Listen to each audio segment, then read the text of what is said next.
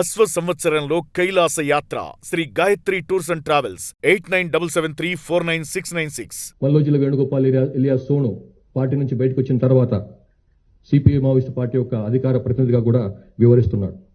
ప్రస్తుతం polit bureau మెంబర్గా central military commission sub ఇన్ఛార్జిగా ఉంటూ అజ్ఞాతం నుంచి బయటకు వచ్చాడు.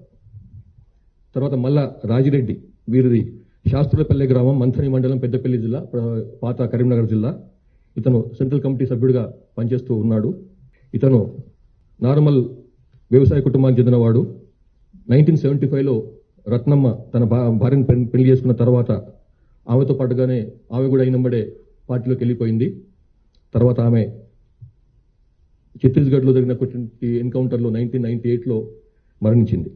ఇతను 71లో ఇంటర్మీడియట్ పూర్తి చేసి 1974లో ఆర్ఎస్యూలో జాయిన్ అయినాడు. మల్లోజిల కోటేశ్వరరావు ఎలియాస్ కిషన్జీ అతను వెస్ట్ బెంగాల్లో ఎన్కౌంటర్లో మరణించినాడు. అతనితో కలిసి ఈ మార్క్సిస్ట్ లెనినిస్ట్ మావోయిస్ట్ సిద్ధాంతాల పట్ల ఆకర్షితుడై అయినాడు.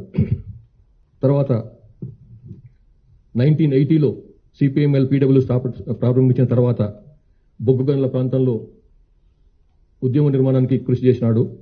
1988లో అంతకుముందు అరెస్ట్ అయ్యి ఆదిలాబాద్ జైలు నుంచి తప్పించుకొని పారిపోయి, సబ్ జైలు నుంచి పారిపోయి 1989లో మళ్ళీ అజ్ఞాత జీవితం మొదలుపెట్టినాడు. సాగర్ నాయకత్వంలోని మంగి, ఆదిలాబాద్ జిల్లా మంగి సాయుధ దళంలో పనిచేసినాడు. సరే, ఇవన్నీ డీటెయిల్స్ అన్నీ ఉన్నాయి మీకు. గడ్చిరోలి డివిజనల్ కమిటీ సెక్రటరీగా, ఆ జిల్లా సెక్రటరీ పనిచేసినాడు. తర్వాత 87లో దండకారణ్య కమిటీకి, అప్పుడు పెట్టినటువంటి పీడబ్ల్యూ పెట్టినటువంటి దండకారణ్య కమిటీకి తొలి కార్యదర్శిగా నియమితుడైనాడు. అంతకుముందు ఫారెస్ట్ కమిటీ కార్యదర్శిగా కూడా పనిచేసినాడు. 1990లో సెంట్రల్ కమిటీ సభ్యునిగా నియమితుడై దండకారణ్య స్పెషల్ జోనల్ కమిటీకి గైడ్ చేసేటువంటి బాధ్యతలు అతనికి అప్పగించారు. 2001లో మహారాష్ట్ర, కర్ణాటక, కేరళ, తమిళనాడు సంబంధించినటువంటి ఈ రాష్ట్రాలను కలుపుకొని సౌత్ వెస్ట్ రీజనల్ బ్యూరోను ప్రారంభించగా దానికి అతన్ని ఇన్ఛార్జిగా నియమించారు. తర్వాత 2007లో జరిగినటువంటి యూనిటీ కాంగ్రెస్లో ఇతన్ని పోలిట్ బ్యూరో సభ్యునిగా నియమించారు. అంటే టాప్ 5-6లో అతను ఒకడన్నమాట. 2007లో కేరళ రాష్ట్రంలో సంస్థాగతపరమైనటువంటి కార్యక్రమాల కోసం పోయినప్పుడు అక్కడ అరెస్ట్ అయినాడు. మళ్ళీ 2009లో జైలు నుంచి విడుదలైన తర్వాత మళ్ళీ అజ్ఞాతవాసం ప్రారంభించాడు. 2010 నుంచి 16 వరకు ఛత్తీస్గఢ్ ఒడిశా సరిహద్దు సిఓబి స్పెషల్ జోనల్ కమిటీ కార్యదర్శిగా పనిచేశాడు. తర్వాత 2017లో ఒడిశా రాష్ట్ర కమిటీకి కూడా సెక్రటరీగా ఉంటూ దానికి మార్గదర్శకత్వం వహించాడు. 2022లో దండకారణ్యకు బదిలీ అయ్యి అప్పటి నుంచి ఇప్పటి వరకు దండకారణ్య స్పెషల్ జోనల్ కమిటీకి ఇన్ఛార్జిగా, సిసి మెంబర్స్ తరఫు నుంచి ఇన్ఛార్జిగా కొనసాగుతున్నాడు.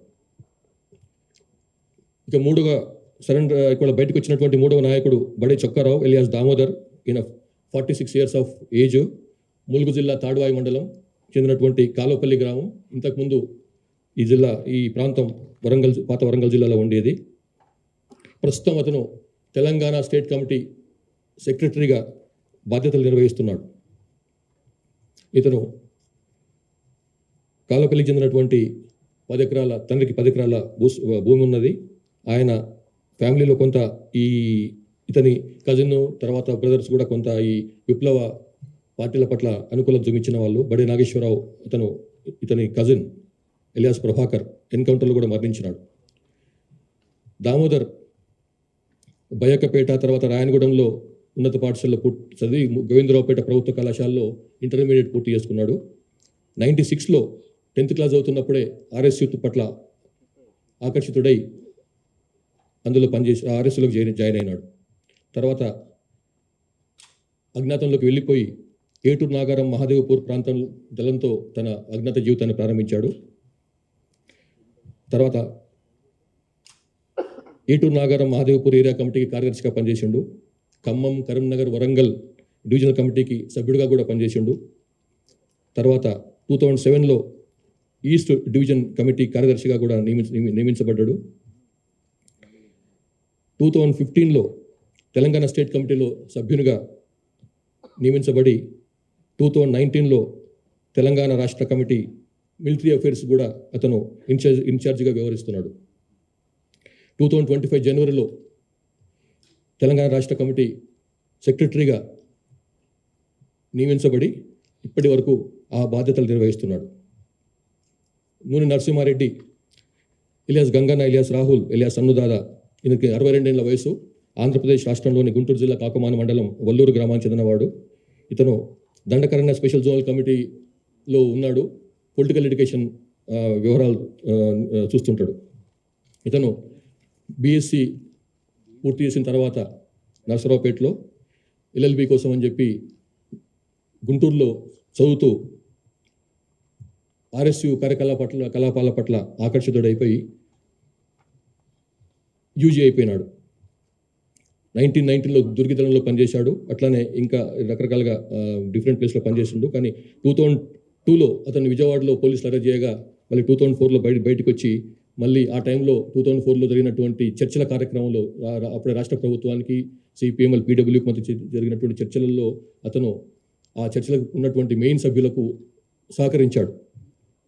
తర్వాత మళ్ళీ యూజీ అయిపోయిన తర్వాత పొలిటికల్ ఎడ్యుకేషన్ టీంలో పనిచేసిండు. Scope sub committee of political education, sub committee and political education అంటారు, దాంట్లో పనిచేసిండు.